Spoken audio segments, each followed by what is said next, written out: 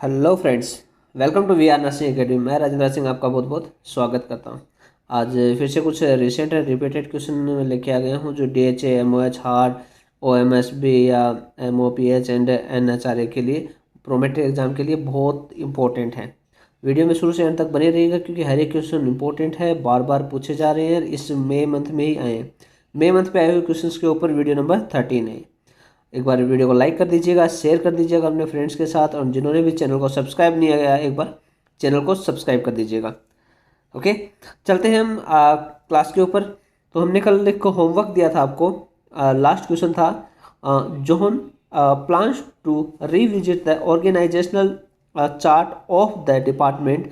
He plan to create a new position of a patient educator who has a coordinating relationship with the lead head nurse in the unit. Which of the following will likely depict this organizational relationship? ये question था last का homework में आपको। तो यहाँ पे correct answer था अपना ए। ब्रोकन लाइन या डॉटेड लाइन वहाँ पे करेंगे अपन। यहाँ पे करेक्ट आंसर था अपना ए। ओके, ये तो था कल का। चलो चलते हैं हम आज के क्वेश्चंस के ऊपर। तो आज का अपना first question, which of the following is a side effect of isoniazid. Isoniazid का साइड इफेक्ट क्या है इनमें से? ऑप्शन देखें, A hepatitis symptoms, option B blindness, option C paralysis, option D none of these.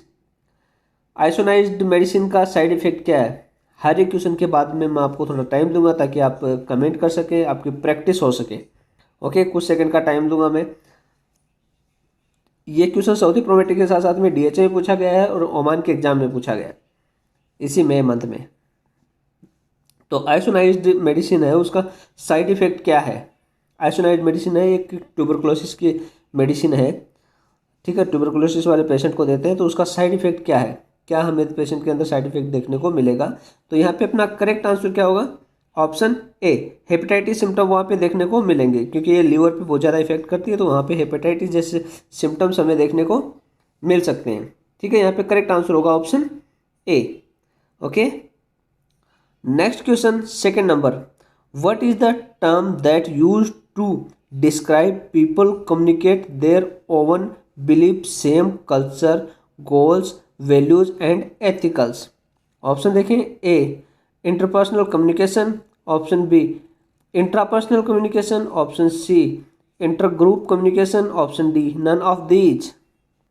तो यहाँ पे कौन सी टर्म हम यूज़ करेंगे जिसमें कम्युनिकेट किया जाता है पीपल्स के साथ में, उनके belief, some culture, goals and values and ethicals के ऊपर? ठीक है, डिस्क्राइब किया जा रहा है पीपल्स के बीच में। तो ये किस प्रकार का कम्युनिकेशन है, कौन से टर्म यूज़ करेंगे, कौन से कम्युनिकेशन टर्म हम यहाँ पे यूज़ करेंगे? ये सऊदी प्रोमेट्रिक के साथ साथ में डीएचए में है, हार्ड के एग्जाम में है एंड बैरिन के एग्जाम में है। तो कौन से टर्म हम यूज़ करेंगे इसके लिए? तो हम यहाँ करेंगे इंट्रापर्सनल। ओके, इंट्रापर्सनली यह कम्युनिकेट हो रहा है। तो यहाँ पे करेक्ट आंसर होगा option B. Okay, next question, 3 number, a patient was on regular dose haloperidol. The nurse noticed that he started developing side effects in the form stopped posture with shuffling gait and pill rolling movement of his hands. Which of the following is most likely the side effect? Option देखें, एक pseudo parkinsonism, option B tardive dyskinesia, option C acute dystonia, option D akathisia. तो कौन सा यहाँ पे side effect, most likely side effect कौन सा होगा इसमें? ये सऊदी प्रोमेट्रिक के साथ साथ में बहरीन के एग्जाम में है, ओमान के एग्जाम में है एंड कुवैत के एग्जाम में है। कौन सा साइड इफेक्ट मोस्ट कॉमनली होगा यहाँ पे? मोस्ट लाइकली कौन सा साइड इफेक्ट यहाँ पे देखने को मिलेगा?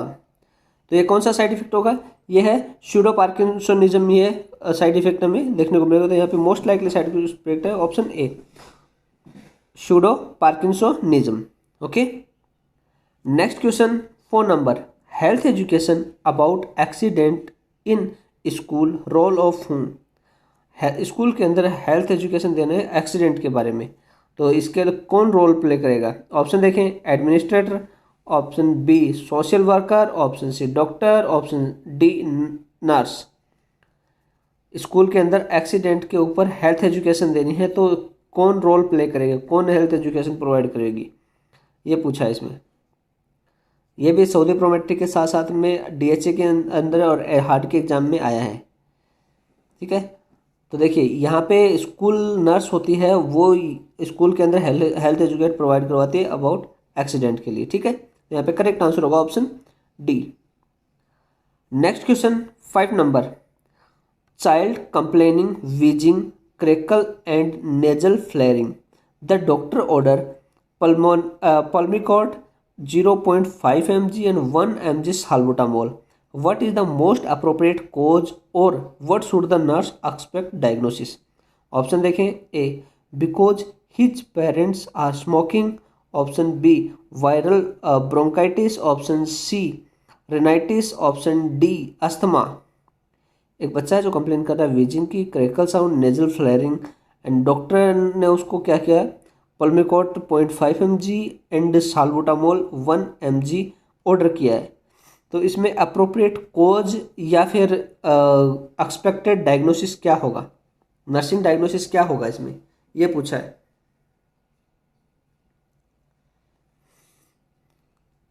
ये सऊदी प्रोमेट्रिक के साथ साथ में ओमान के एग्जाम में आया है, कतर के एग्जाम में आया है।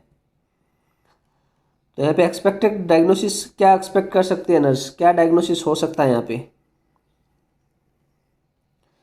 तो यहाँ पे होगा वायरल ब्रोंकाइटिस। ओके, यहाँ पे करेक्ट आंसर होगा ऑप्शन बी, वायरल ब्रोंकाइटिस के सिम्टम्स हैं जिसके अंदर हम पल्मोकॉट एंड साल्बुटामोल दिए। ठीक है, यहाँ पे करेक्ट आंसर होगा option B. Next question 6 number, which issue would a unit quality improvement committee address? Option देखें, A 10% decrease in client satisfaction in the registration process, option B staff preparation of hospital laboratory personnel incivility, option C a nurse who need 3 medication error in the past quarters, option D an increase in catheter associated urinary tract infection। ये Saudi Prometric के साथ साथ में DHA के exam में आया है and Kuwait के एग्जाम में आया है। तो यहाँ पे पूछा कि क्वालिटी इंप्रूवमेंट कमेटी एड्रेस का इश्यू कौन सा होगा इनमें से, तो क्वालिटी इंप्रूवमेंट कमेटी है। ठीक है, इसमें पूछा क्वालिटी इंप्रूवमेंट, तो ऐसे वाले कंडीशन में अपना करेक्ट आंसर होता है वो होगा D and increase in catheter associated UTI. Okay, urinary tract infection, यहाँ पे करेक्ट आंसर होता है D. Next question 7 number, patient with small pox he become fine and no symptoms but still isolated for 12 to 14 days, what is the type of period? Option देखें, A communicable period, option B incubation period, C infective period, option D latency period. एक patient है small pox का, लेकिन उसको कोई sign and symptom नहीं आए और लेकिन उसको उसके बावजूद भी उसको 12 to 14 डेज के लिए क्वारंटाइन कर दिया गया है, आइसोलेटेड कर दिया गया है। तो ये किस टाइप का पीरियड होगा, ये 12 to 14 डेज का जो पीरियड है ये किस टाइप का पीरियड होगा, ये पूछा इसमें।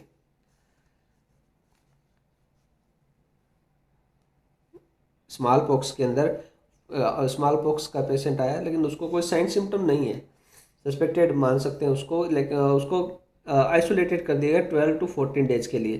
तो ये 12 to 14 डेज का पीरियड है, ये क्या कहलाएगा, ये कहलाएगा इसका इंक्यूबेशन पीरियड। ओके, तो यहाँ पे करेक्ट आंसर होगा option B incubation period. Okay, next question 8 number, what is the name of procedure? Option देखें, cholecystectomy, B appendectomy, C tonsillectomy, D nephrectomy. इस प्रोसीजर का नाम क्या है जो डायग्राम में आप देख पा रहे हैं? डायग्राम बेस पे बहुत क्वेश्चन पूछे जाते हैं, थोड़ा सा समझ के आंसर देना है।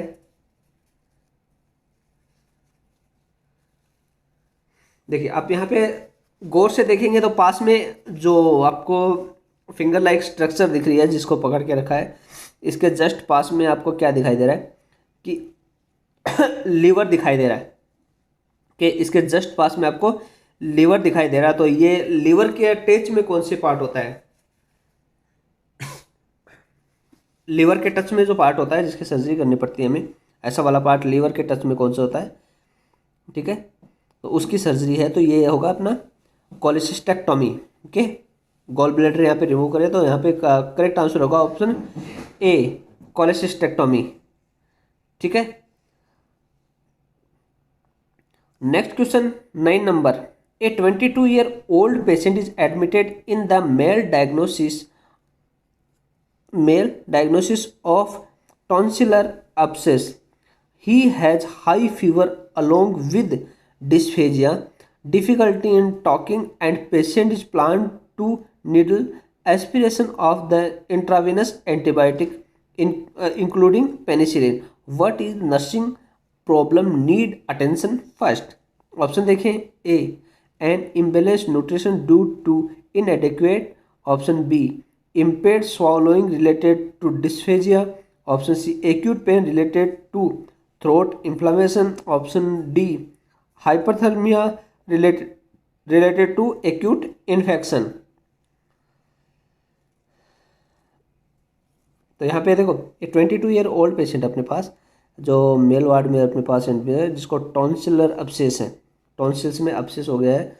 ठीक है, तो उसको हाई फीवर आ रहा है एंड डिस्फेजिया है, डिफ़िकल्टी टॉकिंग है, एंड पेशेंट है उसको एंटीबायोटिक्स प्लान कर रहे हैं। ठीक है, आईवी एंटीबायोटिक्स दे रहे हैं इंक्लूडिंग पेनिसिलिन। तो इसमें क्या पूछा कि nursing problem need attention first, कौन सी प्रॉब्लम है जिसको अटेंशन की ज़रूरत सबसे पहले होगी, ये पूछा है। ये सऊदी प्रोमेट्री के साथ साथ में बहरीन के एग्जाम में है, ओमान के एग्जाम में है। तो सबसे ज़्यादा अटेंशन वाली चीज़ क्या है यहाँ पे? यहाँ पे करेक्ट आंसर होगा option B, impaired swallowing related to dysphagia. Dysphagia की वजह से वहाँ पे सूजन आ गया, सूजन की वजह से स्वेलिंग नहीं हो रही है, स्वॉलिंग नहीं होते, हो सकता है कि आगे रेस्पिरेटरी ट्रैक्ट में रेस्पिरेशन में भी प्रॉब्लम आ सकती है। तो सबसे पहले अटेंशन देंगे swallowing difficulty, impaired swallowing related to dysphagia. Okay, यहाँ पे करेक्ट आंसर अपना B. Next question 10 number. A nurse is performing physical examination on a newborn. See that the baby has developed a cephalohematoma.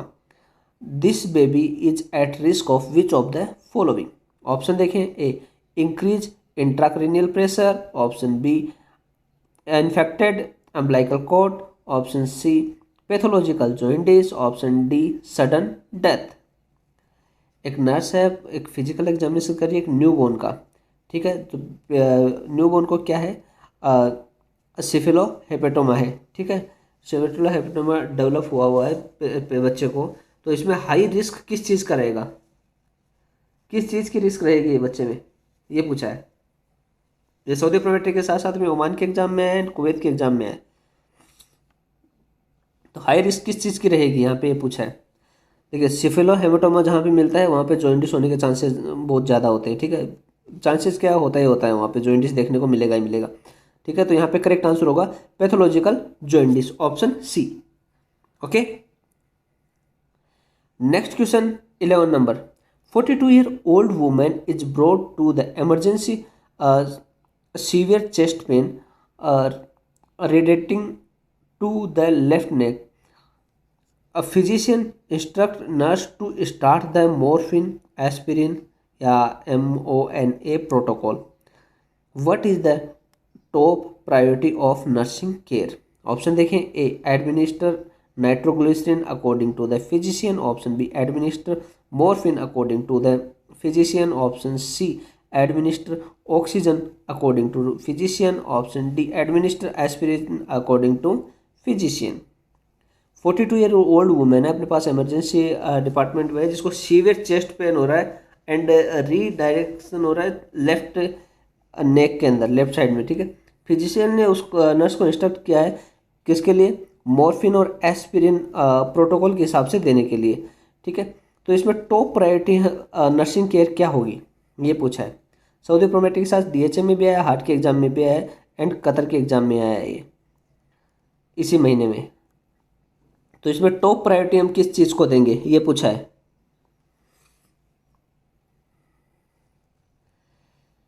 तो यहाँ पे एक चीज़ देखो, nitroglycerine order में नहीं है। यहाँ पे अपने पास मेन चीज़ क्या है, ऑर्डर में क्या है, मॉर्फिन और एस्पिरिन। ठीक है, तो एस्पिरिन की बजाय सीवियर चेस्ट पेन हो रहा है, तो एस्पिरिन और मॉर्फिन के अलावा हम कुछ, क्योंकि और कुछ ऑर्डर में है भी नहीं, तो यहाँ पे एस्पिरिन के बजाय हम मॉर्फिन चूज करें क्योंकि सीवियर चेस्ट पेन है। तो यहाँ पे करेक्ट आंसर होगा option B, administer morphine according to the physician. Okay, यहाँ पे करेक्ट आंसर है option B. Next question 12 number, HIV patient will be risk to which of life threatening disease. Option देखें, A tuberculosis, B pneumonia, C fever, D none of these. एक HIV का patient है, ठीक है, HIV patient है, उसको कौन सी life threatening disease से ज़्यादा रिस्क रहेगी। HIV पेशेंट को कौन सी लाइफ थ्रेटनिंग डिजीज से ज़्यादा खतरा रहेगा, ज़्यादा रिस्क रहेगी, ये पूछा है। ये सऊदी प्रोमेट्री के साथ साथ में DHA में भी आया है एंड ओमान के एग्जाम में आया है। तो सबसे ज़्यादा रिस्क किस चीज़ के लिए रहेगी, ट्यूबरकुलोसिस है, वो एक लाइफ थ्रेटनिंग डिजीज है जिसकी सबसे ज़्यादा रिस्क रहेगी HIV पेशेंट को। Okay, next question 13 number, a patient fall in the bathroom and his left leg was fractured. In order to communicate information about the patient to the next shift, which of the following documentation should be used by the nurse at the end of the shift। Option देखें, A assignment record, option B kardex record, option C shift report, option D none of these. एक patient है, bathroom में गिर गया है, उसका left leg fracture हो गया था, ठीक है। तो ऑर्डर में कम्युनिकेशन इन्फॉर्मेशन है जो जो जैसे एंड ऑफ शिफ्ट हो रही है, उसकी शिफ्ट चेंज हो रही है, तो नेक्स्ट शिफ्ट में नर्स को वो कौन से डॉक्यूमेंटेशन के हिसाब से, कौन सा डॉक्यूमेंटेशन यूज करके नर्स को नेक्स्ट शिफ्ट के नर्स को वो लाइक हैंड ओवर देगी, बोल सकते हैं, ठीक है। कौन से डॉक्यूमेंट्स को यूज़ करेगी उसको हैंड ओवर देने के लिए, ये पूछा है। ये सऊदी प्रोमेट्री के साथ साथ में इसी महीने में बहरीन के एग्जाम में आया है एंड DHA के एग्जाम में आया है।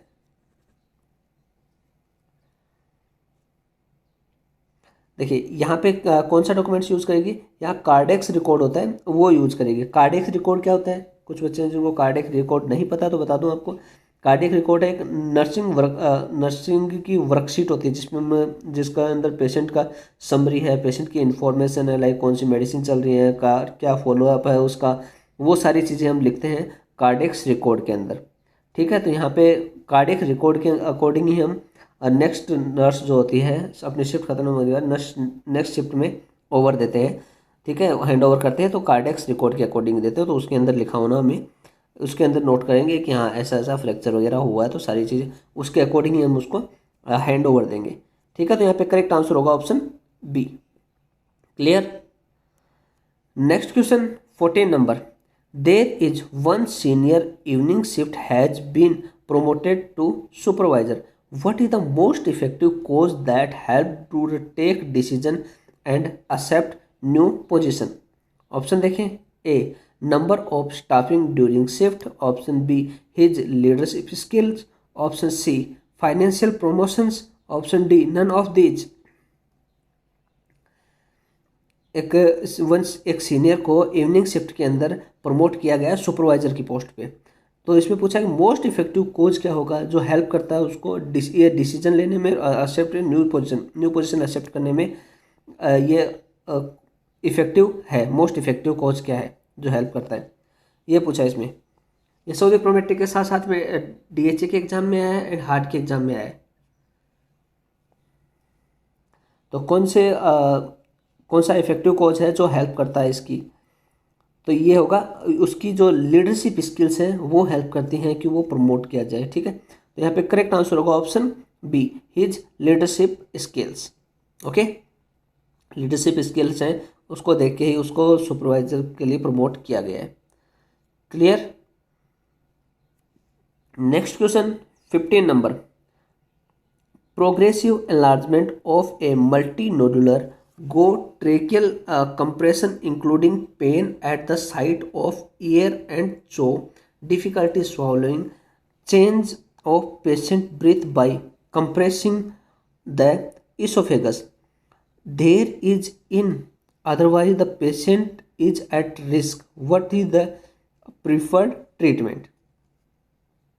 ऑप्शन देखें, A surgical resection of abnormal thyroid, option B radioactive iodine treatment, option C thyroid hormone treatment, option D iodine treatment.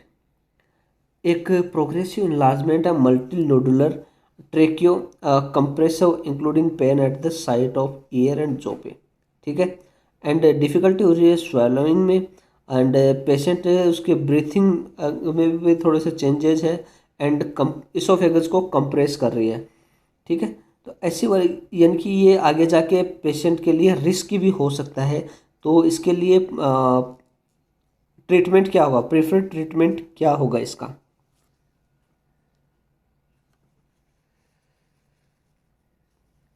Preferred treatment क्या होगा ये पूछा है। ये सऊदी प्रोमेट्रिक के साथ साथ में डीएचए के एग्जाम में आया है एंड कुवैत के एग्जाम में आया है।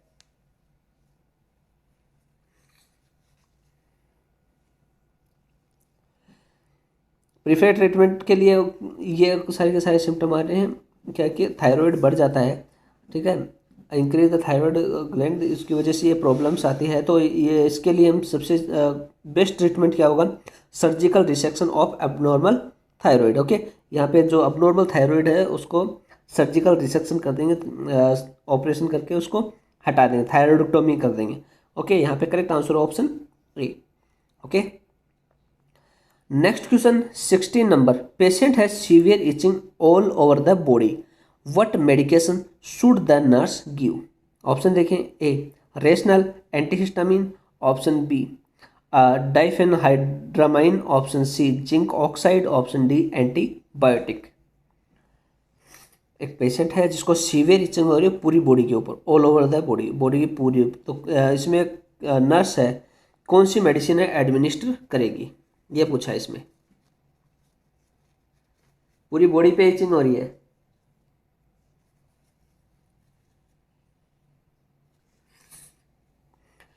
ऐसे वाले कंडीशन में कौन सी मेडिसिन हम इंसर्ट करेंगे? तो ऐसे वाले कंडीशन में हम इंसर्ट करेंगे, ऑप्शन करेक्ट होगा option B diphenhydramine. Okay, correct answer होगा option B. Next question 17 number, the infant 1 month with colic, what should nurse do? Option देखें, A inform mother to increase milk product, option B put infant in supine position, option C put infant in prone position, option D none of these. 1 महीने का बच्चा है with colic, colic बोले तो बहुत ज़्यादा cry कर रहा है, बहुत ज़्यादा रो रहा है वो, ठीक है ना, वो प्रोग्रेसिव नहीं है उसका, जो नॉर्मली है वो बहुत ज़्यादा क्राई कर रहा है करता, ठीक है, कॉलिक कंडीशन में। तो इसमें नर्स की कंडीशन क्या होगी, नर्स क्या करेगी ऐसी वाली कंडीशन में? देखिए, ऐसे वाले कंडीशन में जो कॉलिक पेशेंट होते हैं, बच्चे होते हैं, उनको प्रोन पोजीशन में वो रखेंगे। तो ऐसे वाले कंडीशन में करेक्ट आंसर होगा ऑप्शन सी पुट इन्फेंट इन प्रोन पोजीशन, ठीक है, प्रोन पोजीशन उसको प्रायोरिटी देंगे, ठीक है, नर्स क्या करेगी उसको प्रोन पोजीशन में प्रोवाइड करवाएगी। करेक्ट आंसर होगा option C. Next question 18 number, what is the location of liver in abdomen? Option देखें, A right hypochondriac, option B left hypochondriac, option C left quadrant, option D none of these. Liver कहाँ पे होता है body में, ये पूछा इसमें, body में लीवर कहाँ पे होता है, लीवर की लोकेशन पूछी है, लीवर कौन सी लोकेशन पे होता है। ऑर्गन के ऊपर ये लोकेशन के हिसाब से सऊदी प्रोमेट्रिक के साथ साथ में इसमें ओमान के एग्जाम में पूछा गया है, कुवैत के एग्जाम में पूछा गया है, बहरीन के एग्जाम में पूछा गया है, ठीक है ना, ऑर्गन के लोकेशन के ऊपर एनाटॉमी में से आए, ठीक है। तो यहाँ पे लीवर की लोकेशन कहाँ पे होती है एब्डोमेन के अंदर, इसकी होती है right hypochondriac, okay. Hypochondriac region है, राइट हाइपोकॉन्ड्रिक रीजन है, वहाँ पे उस लीवर अपना होता है, okay. Next question 19 number. A 56-year-old man with a history of COPD was rushed to emergency department with chest pain, shortness of breath, fever, and a cough. Upon assessment, crackles can be heard over the lower lobes. The patient looks pale and lethargic.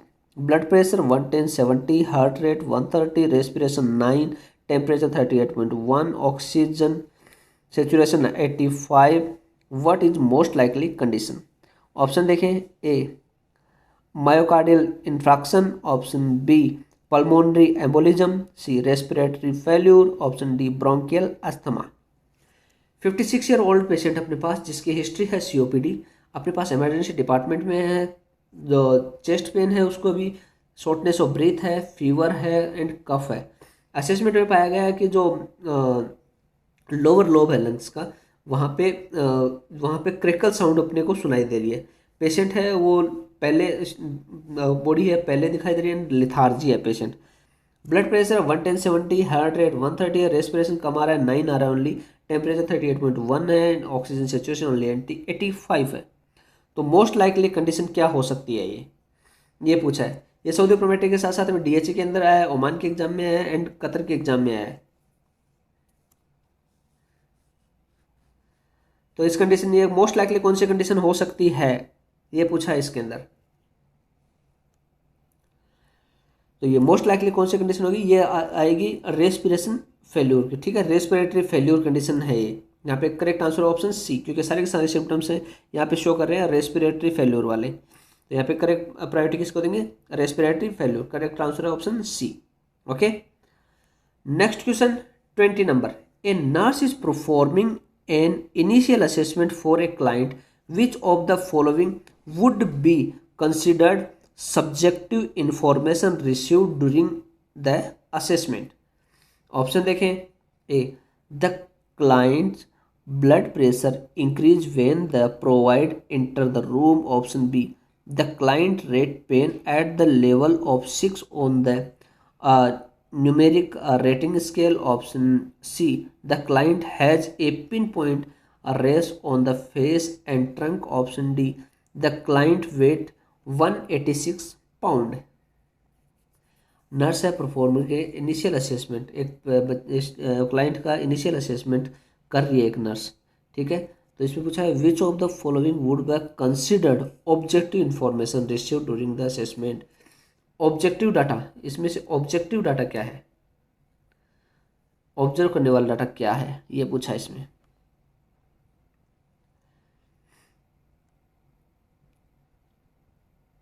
Sorry subjective है, objective ने पूछा है, consider subjective information, okay. इसमें से subjective data कौन सा है, बाकी सब ऑब्जर्व करने के लिए सब्जेक्टिव है जो पेशेंट खुद बोलेगा। सब्जेक्टिव डाटा वो होता है जो पेशेंट हमें बताता है, ऑब्जेक्टिव डाटा वो होता है जो हम ऑब्जर्व करते हैं, ओके।